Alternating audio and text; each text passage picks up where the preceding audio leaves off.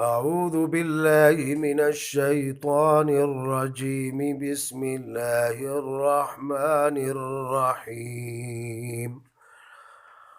وقلنا يا آدم اسكن أنت وزوجك الجنة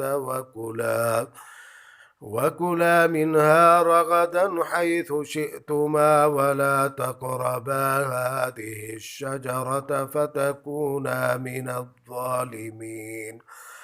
فأزلهما الشيطان عنها فأخرجهما مما كانا فيه وقلنا اهبطوا بعضكم لبعض عدو ولكم في الأرض مستقر ومتاع إلى حين.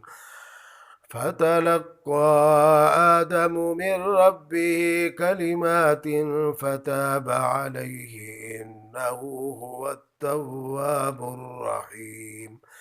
قلنا اهبطوا منها جميعا فإما يأتينكم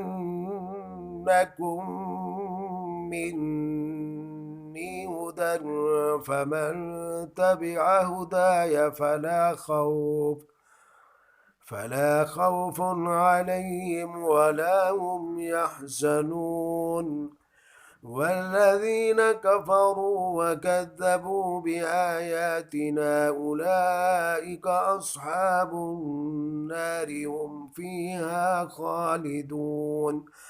يا بني إسرائيل اذكروا نعمتي التي أنعمت عليكم وأوفوا بعهدي أوف بعهدكم وإياي فارهبون.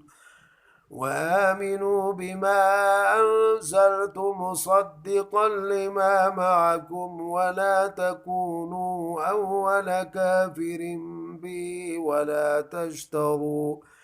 ولا تشتروا بآياتي ثمنا قليلا وإياي فاتقون.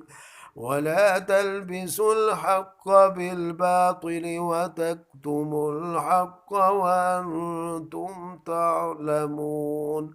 صدق الله العظيم.